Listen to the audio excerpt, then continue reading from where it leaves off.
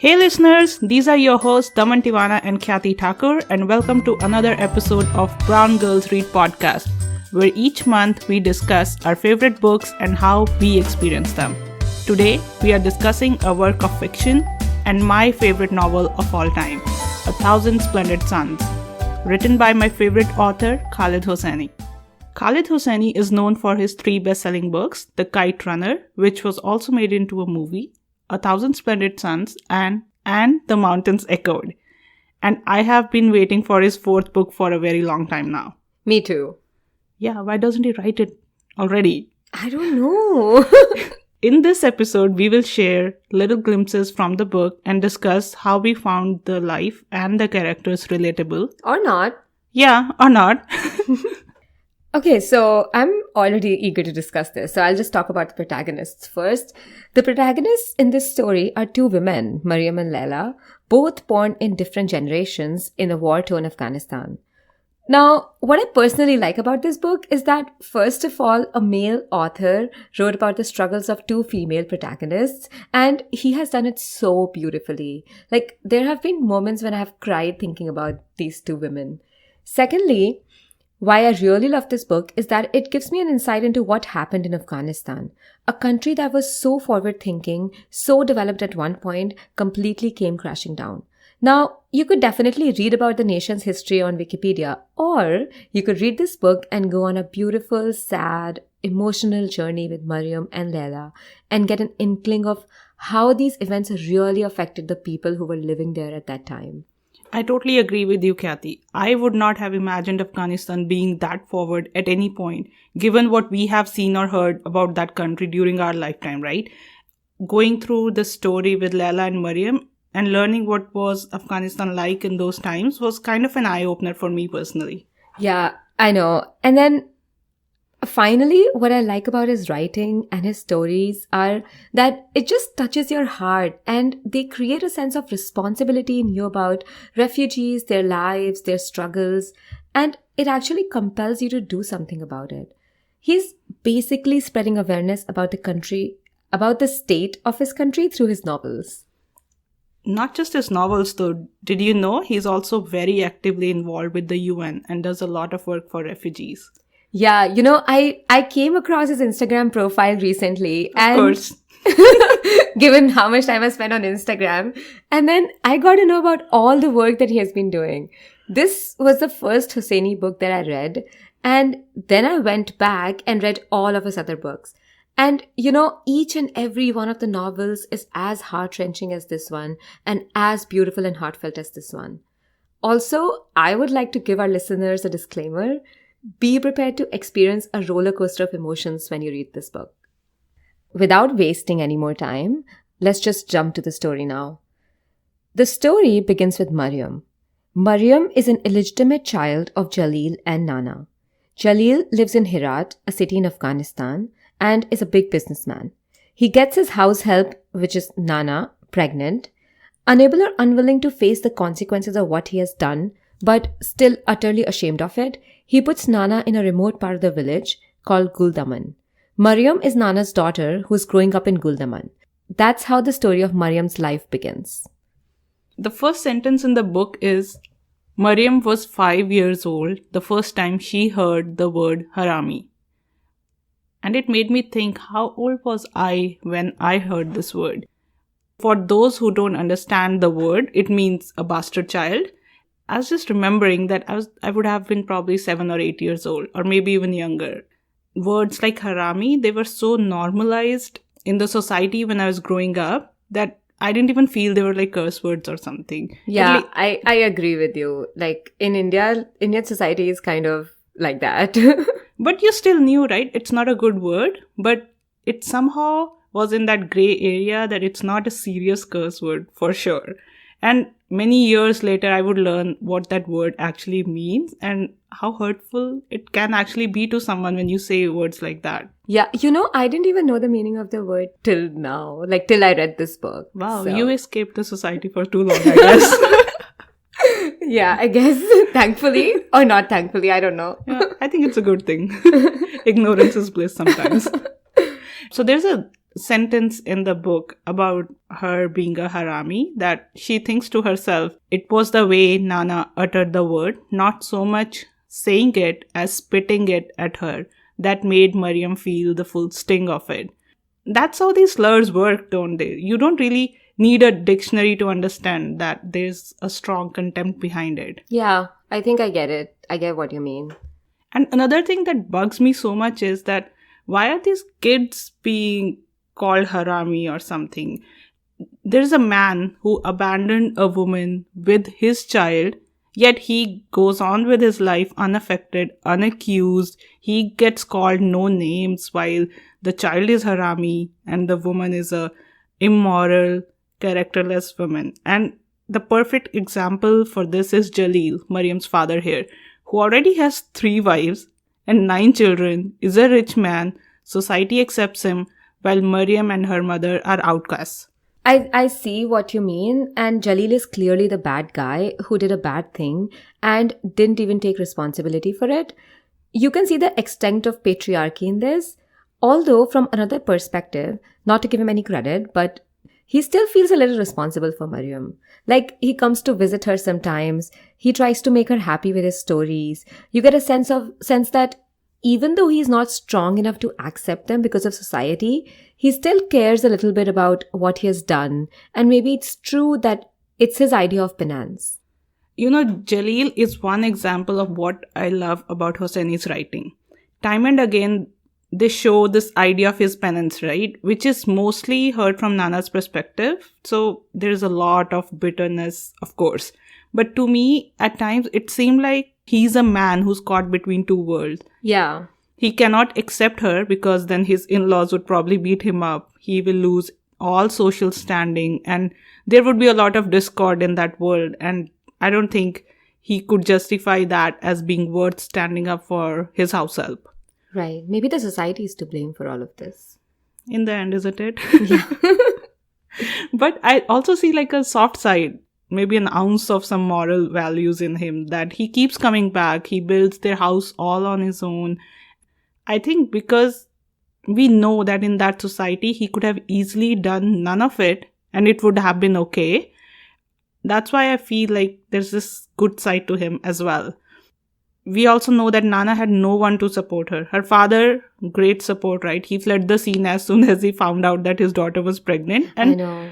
She was just left to fend for herself. So in those moments, you realize that Jalil, however absent he is or whatever his role in his whole fiasco is, he's still there in some ways. Right. And you can also see more growth in Jalil's character in the later years, right? Yeah. Like in the later point in the Yeah. novels, you can see that.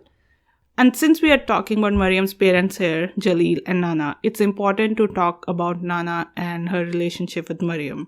What do you think about Nana's character? Nana's life is so full of hardships. Like, she was betrayed by the man she probably loved once. Her dreams, if she ever had any, were crushed because she got pregnant. And since it was an illegitimate pregnancy, she was left to raise a child all on her own in a remote part of the village. She definitely, a woman at that point, will be depressed like she is. And she blames everyone around her. She's full of hatred for Jalil, but you at some points, you also get a hint that she still craves for his attention. Like whenever Jalil comes to visit Miriam, and even if he looks at her like in a very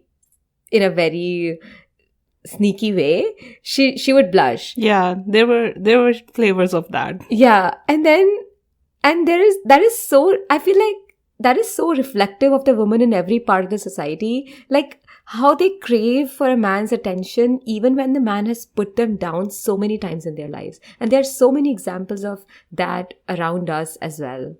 Yeah, maybe next podcast we should just discuss that. But speaking of Nana, I think it's also important to note that she was an outcast from society from probably when she was like a teenager, when she got pregnant. And she has lived alone with so much of shame, self-inflicted, and then society plays a big role, right? And after she got pregnant, she's completely isolated. I cannot even imagine what it would be like to live so cut off, so isolated. I would probably kill myself. Oh no, have I given too much away? My God, so morbid already. We have just started the book, Khyati. Hold on. What I'm trying to say is like, no wonder you would see all the signs of depression, bitterness, anger, right? If you've lived like that. A lot of it is justifiably directed at Jalil, I feel, because he has a big role in this. But I just feel bad for Miriam that she's the one who lives with Nana most of the time and she gets most of that bitterness and anger towards her. Yeah.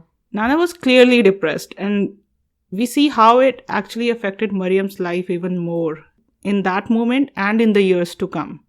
You know, it reminded me of something I read probably on Instagram somewhere. Oh wow, Instagram to the rescue. That children inherit the work that their parents did not do. And I believe that it's really true, especially when it comes to mental health. If parents are not taking any responsibility for themselves to get any help they need or adopt any changes in their life, there's a lot of cleanup that children have to do later. Or the other option is they can just follow the same patterns and continue generation after generation. That's a very beautiful quote, actually, or advice, or whatever you read on Instagram. But it is a beautiful way of thinking. Yeah. Yeah, I mean, it does affect Miriam. She's young, but she's isolated as well. Like, she doesn't even have kids her age to play with her. Her only contact with the outside world is Jalil's random visits. And she wants to learn and go to school, but Nana once again discourages her. Nana says, "It's our lot in life, Miriam. Women like us, we endure. It's all we have." I hated that. I hated it so much. It's like no matter what Nana's experience was, she already told Miriam that is the best she's gonna get in life. I know. How damaging that is. Yeah. And Miriam just grows up like that, having all these desires put down by her own mother. At one point, we see her breaking a little bit. Like, you know, do you remember like when on her 15th birthday, she asks Jalil to take her to his cinema to watch this new Hollywood movie that has come up? And Jalil agrees, but Nana is very angry with Miriam for this. There's a huge fight that ensues between Miriam and Nana. Yeah, I think a lot of Nana's anger was just towards Jalil, but Miriam would keep getting it over and over. And it's so difficult to be a child caught between this. And I just want to read one thing that happens after this fight. It's something Nana says to Miriam. "Of all the daughters I could have had, why did God give me an ungrateful one like you? Everything I endured for you. How dare you abandon me like this, you treacherous little harami." And then she also says, "What a stupid girl you are. You think you matter to him, that you are wanted in his house? You think you are a daughter to him, that he's going to take you in? Let me tell you something. A man's heart is a wretched, wretched thing, Miriam. It's not like a mother's womb. It won't bleed. It won't stretch to make room for you. I'm the only one who loves you. I am all you have in this world, Miriam. And when I'm gone, you'll have nothing. You will have nothing. You are nothing." And then she also says, "I will die if you go. I'll have one of my fits. You will see. I'll swallow my tongue and die. Don't leave me, Miriam. Please stay. I will die if you go."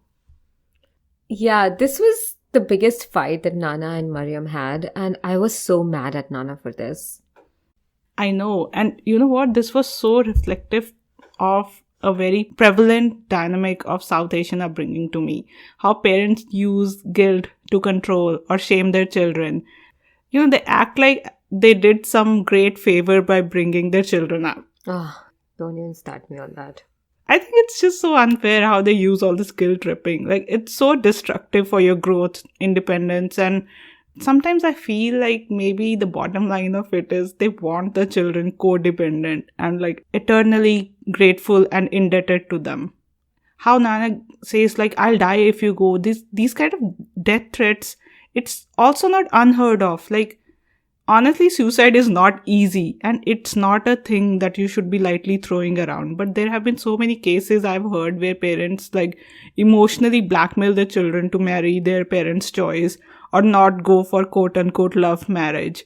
It's all just a pattern of control. I think you're absolutely right. Like, I'm also not unaware of how guilt tripping our parents do to their kids. But that's how it is, you know, we have been raised like that. And now we can never get emotionally blackmailed by any other guilt trip. They have scarred us for life. Yeah, I guess, you know, what doesn't kill you make you stronger or something. Yeah. Anyhow, Miriam does find some courage to defy her mother's control at this point, and sadly, she believes in her father's empty promises on the other hand. Then she just finds herself betrayed and motherless.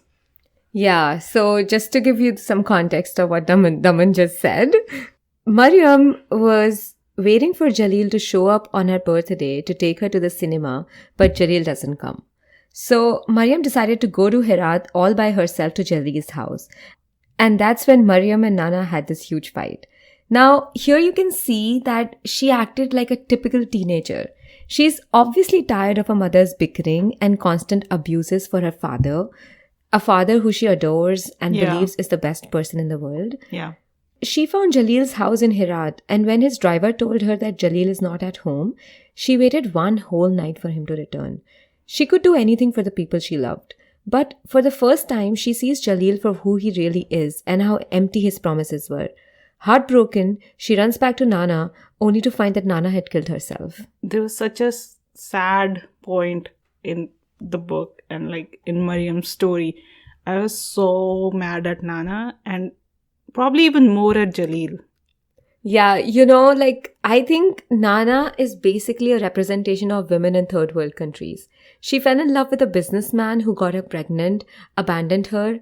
She, of course, went into depression, lost all hope, and she wasn't brave enough because she was never taught how to be brave, to do anything about it. She's basically that breed of women who would endure and never raise their voice against the atrocities being done to them.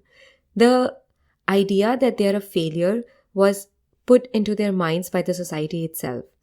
And when the only thing that was forcing her to live, which was Miriam, went away from her, or as she put it, betrayed her, she didn't have anything to live for. She felt abandoned, and that's when she might have decided to take her own life. So much of this just goes back to society again and again. It's all the conditioning that we get growing up, right? Like whether you are a failure or whether you are powerful, it's all something. The seed has been planted really young. I know, yeah. All of this, speaking of Miriam, was really unfair to her. She had this huge burden to bear now. Like, imagine being a young teenager and to just keep hearing your mother's voice, "I will die if you go." I don't think you can ever rid of that. What is even worse is that now Miriam has to go and live in Jalil's house. Yeah, in like span of a day, her life is turned upside down. This father she used to adore, she looked up so much to him, but now she sees that he's not what he showed himself to be.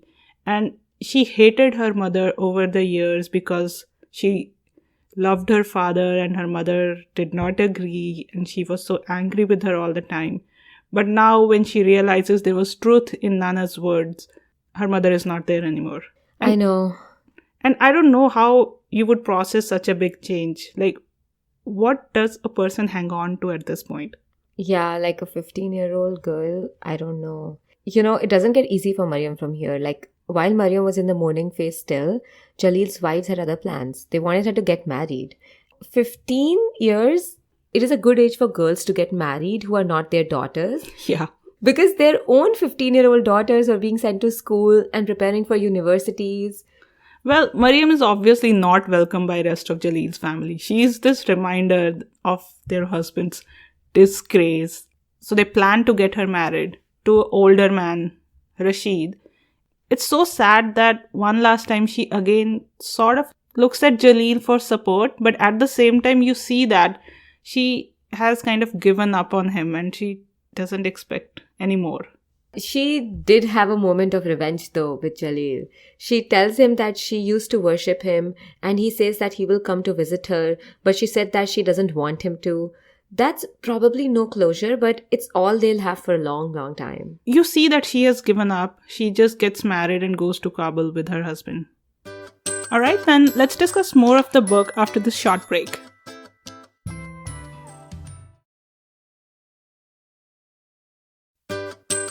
Let's continue our discussion, Khyati.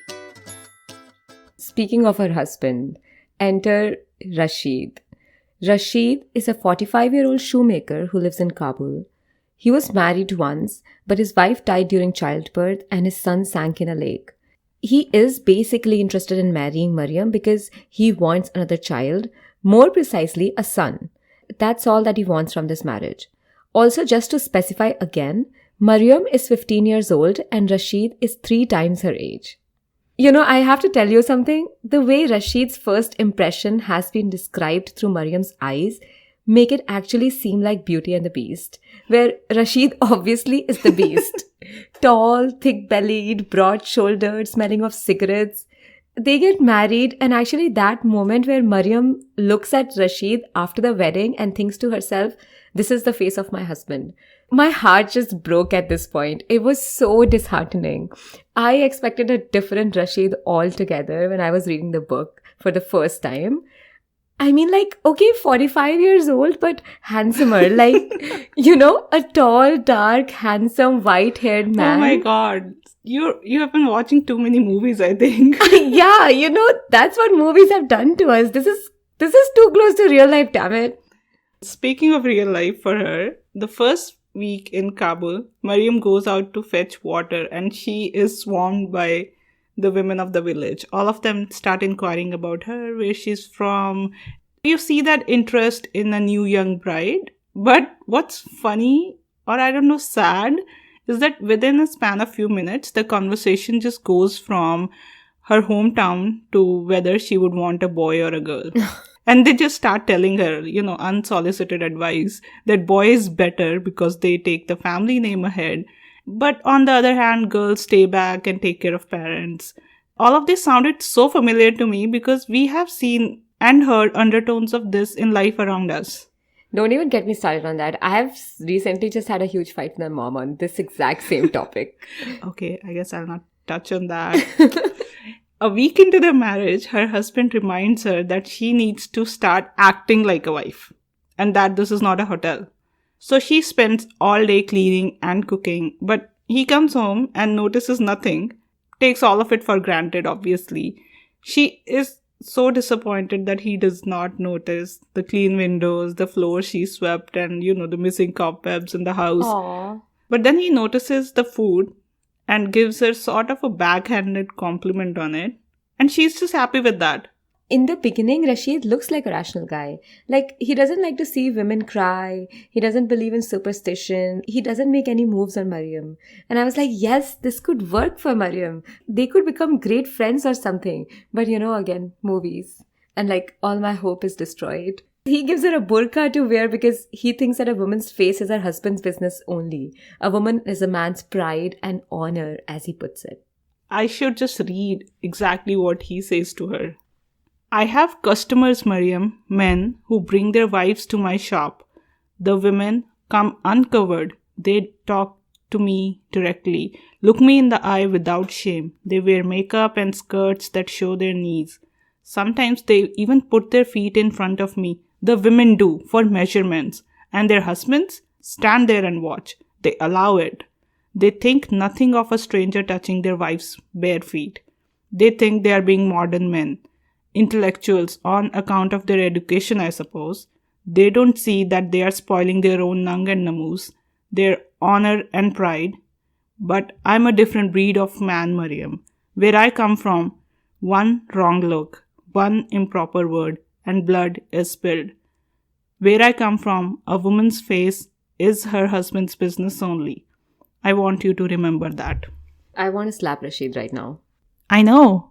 Traditions and customs, I can understand. Each place has their own tradition, culture. But what I don't get is the way these are imposed on women only.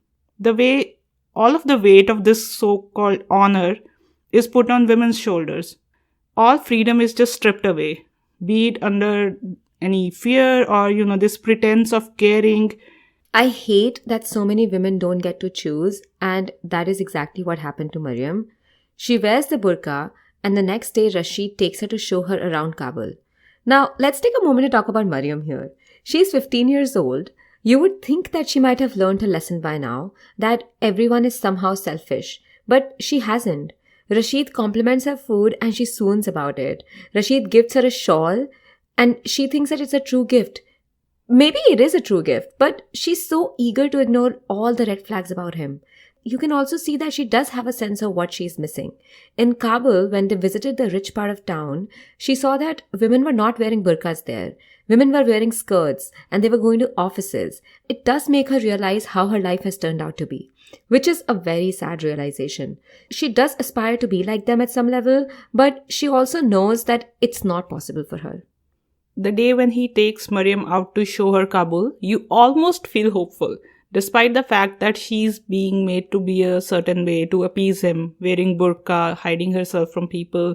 You see that she does start enjoying their day. She eats things she has never before. She's seeing all these new places, and you can't help but feel hopeful for her. No, I lost all hope. I lost all hope long back. But I did feel like slightly hopeful that even though it's a marriage to a stranger who's controlling and critical, remembering that in that society, in the environment, in the way she got married, this is probably the best that could be, that a person has a good side to them and that life would be better from the one she had to leave behind. And about the part that you said she would have learned by now and why is she trusting Rasheed, I feel like her naivety was part her age and also partly Jalil. This is the only man she knew, the only man that was kind of a role model for her. And in the end, she just saw all this emptiness. So in comparison, some of Rasheed's actions could just seem more sincere to her. Yeah, I can see that. But, sadly, that's also not true. In the same day, we see a different side of Rasheed when that night he rapes her. I don't even want to call it anything else because it was rape. I'm sure she didn't think of it like that. She thinks that a husband is supposed to do that to his wife. What's even more appalling to me is that whole monologue he gives her about this is what marriage is and this is what they're supposed to do. There's no need for shame. This is what wives' duties are. What is that? I also remembered there's another part of the book where they showed Miriam's cleaning the house and she finds some pornographic magazines and is obviously shocked. And she questions in her mind, what about all his talk of honor, his disapproval of female customers who were only showing him their feet to get fitted for shoes? Why did he insist that Miriam covers herself when he thought nothing of looking at private areas of other men's wives and sisters? Funnily enough, in her mind, immediately there's an explanation that he's a man. He has his needs. Yeah, now it's very interesting how her mind works. Or let's just say that how women minds work. She's obviously devastated, but then she quickly rationalizes it by thinking that he has been living alone all these years and men are like that. Isn't this exactly what every woman has done at one point or another in their lives? Yeah, we hear it all our life, right? Men will be men, boys will be boys. And this is exactly the same thing, how I see it. On top of that, another way that she rationalizes is, right after she finds pornographic magazines in his drawer, she also finds a photo of his son. Then she starts imagining how he drowned. And then, of course, she starts pitying Rasheed. For the first time, it seems she thinks that she can develop a kinship with her husband. Yeah, and we can see that she starts making more efforts at her marriage despite the things she sees clearly in Rasheed. And soon she finds out she's pregnant. When she tells Rasheed, he's so sure that it's a boy. And he starts building a crib for a child, which he is sure is a boy. He buys clothes for a boy, thinks of all home improvements for a boy. And you can see how Miriam is sort of burdened by that. She was happy about her pregnancy, but this expectation that she has to give him a son was actually weighing on her. Sadly, she has a miscarriage. And this is another part of the book where you can just see how beautiful the writing is. And the way Hosseini portrays the contrast between those two bus rides, the one where they found out she was pregnant and the one after her miscarriage, the contrast is so stark. You can see it all happening right in front of your eyes. And this is one of the many examples of why I love his writing so much. Ooh, that's a very good observation. Really, the way he writes loss, grief, the whole spectrum of emotion that Miriam goes through, guilt, shame, sadness, depression, anger, whether at herself, Rasheed, or God, you actually feel it. You really, really feel it. And while Miriam is dealing with all these feelings, you can see that Rasheed also is having a tough time. But the way both of them deal with it is so reflective of that culture. Miriam turns her anger inwards. She blames herself. She tries to process all of it alone. That's how women deal with anger and depression and sadness, They always blame themselves. I feel it's more of a societal thing, the conditioning, more than it's man or woman. I think our brains are not that different. And you can see that in Rasheed, right? He is clearly angry at her. He's just sulking, not speaking with her, finds faults with everything, complains about the mess in the house, and basically being a very unsupportive, inconsiderate husband. I don't know about you, when I was reading the book, I didn't expect him to be any different, because that would just be too good to be true. I believe it is because of the social and cultural conditioning. This is a sad thing for both parents. But the way one gender is expected to behave versus the other determines so much of these reactions. And men can be angry. In fact, they're expected to be, right? That's what they do. Anything happens, men are angry. And women are made to believe that there's no room for anger or any other inconvenience from their side. So they just endure silently, and all that anger goes inwards. They just suffer alone, and then people have these stereotypes like women are more prone to anxiety and depression. Yeah, that's actually very true. What's even sadder is it keeps happening again and again to Miriam. 4 years into their marriage, she has had 7 miscarriages. Rasheed that's so sad. I know. On top of that, Rasheed, her husband, doesn't talk to her nicely anymore. She can sense the resentment in his tone. At this point, I think he's just abusive towards her. And she's just enduring all of it out of this fear she has and the guilt that she's not been able to give him his son. This is her life at this point. And in the background, we see that Afghanistan wasn't getting any better for her. This was 1978 in Afghanistan, which was a war zone. The Soviets had taken over the government. The nation was now called Democratic Republic of Afghanistan. This is also the year when Layla, our second protagonist, was born. The Soviets ruled for almost a decade.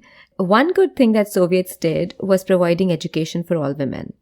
Women had more rights than they had ever had before, and they could study law, engineering, medicine, and take up jobs after. Then we get to know from the book that 6 months later, the Russians signed a treaty and left Afghanistan. Now, this kind of shows how volatile the political situation of the country was. It has also been mentioned how freedom was the reason why now people were rebelling against the rule, because it went against their old traditions. Communists had decrees to liberate women, abolish forced marriage, to raise the minimum marriage age to 16 for girls. And all of this men saw as an insult to their tradition. That decade, I think, was definitely a good time to be a woman in Afghanistan. And these were the times in which our second protagonist, Layla, was growing up. We are introduced to her life when she's about 9 years old, in 1985, I think. Layla and Miriam are generations apart, and we see a big contrast in their family backgrounds. Layla's family is complete opposite of Rasheed's idea of how a family should be. Layla's mom, Fariba, is clearly the commander in their house, which is so unlikely in that kind of setup. She's as close as it gets to a modern woman in this book. And Layla's father is a contrast to all other men so far, I feel. He's a sweet-natured, well-read, progressive, and humble person who wasn't much good at the manly tasks like home repairs, and obviously would get a lot of heat for not conforming to his gender roles. At this point, there was this Soviet-Afghan war going on in Afghanistan, in which Layla's 2 older brothers were fighting. And Layla has a best friend who's a boy called Tariq, which in itself should tell you how unorthodox her parents are for the late 80s in Afghanistan. I think Tariq's Layla's best friend, soulmate, everything. They have been together since Layla was born, and since Layla's brother went for war when she was 2 years old, Tariq has been closest to a family member she has known apart from her parents. Their family is very unorthodox. Like, even in school, Layla learns to not wear hijab if she doesn't want to. She has teachers who don't believe in suppressing women's voice. And unlike her friends' moms, Layla's dad doesn't want to get Layla married anytime soon. He wants her to focus on her education. I love this quote that he says to her. when this war is over, Afghanistan is going to need you as much as its men, maybe even more. Because a society has no chance of success if its women are uneducated, Leila. No chance. And Leila herself was very ambitious. She wanted to pursue her education. She didn't want to get married unlike her friends. So you can see the contrast in Miriam's and Leila's upbringing. Yeah, and when you read Laila's story after you have read Miriam's, it honestly feels like coming up for air.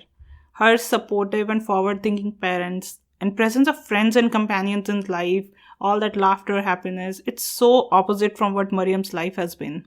But, sadly, even for Leila, it starts to change. Leila was 11 years old when Soviets completely left Afghanistan. And now the Mujahideens were coming to power. That means the Taliban. Afghanistan was now called the Islamic State of Afghanistan. Now there was a war going on between different Mujahideen groups, and this was probably the most dangerous war of terror. There were rocket blasts every day. People were dying every day because of this war. Mujahideen groups, they were now called warlords, were roaming around the cities, spreading terror among the locals. Women were being raped and murdered everywhere. Over time, the streets became so unsafe for girls that her father dropped Leila out of school. Yeah, Kabul was totally changed now, and because of the way things were, everybody fled the land to safer places if they could. And we see that Tariq also plans to leave Afghanistan with his family. Laila's family had also been discussing, but her mom did not want to leave. So at this point, when Tariq is leaving, Laila knows that she cannot go with him, and they are filled with all this sadness, rage, and emotion, and they have sex for the first time. Yay! It's kind of sad that eventually her mom agrees, but wouldn't it be nice if they could have convinced her at the same point and they could all leave together? That would be too Bollywood-like. The day when they're finally leaving, all three of them are taking just what is essential to them.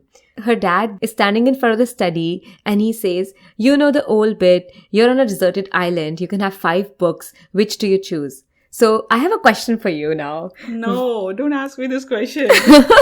Which 5 books would you choose? That's really hard for me. Okay, I'll give it a shot. 1,000 Splendid Suns, Bell Jar, and Harry Potter books. Okay, so I guess I'm at 9 books already. Oh my god, that's too many books. I don't want to play this game. Okay, I'll accept the answer. Going away from this hard question, they do pack up the place to leave, and the same day there's a blast in their house. Daman, let's end the discussion at this cliffhanger. We will continue the rest of the story in our next episode. Thank you for listening to this episode of Brown Girls Read podcast. If you like what you hear, please leave us a 5-star rating and a comment. You can support us at anchor.fm/browngirlsread/support. Your support will allow us to continue this podcast and bring more episodes to you. Also, don't forget to subscribe and follow us on Instagram, Brown Girls Read Pod. And if you have book recommendations for us, you can leave us a comment or message on Instagram. Keep listening!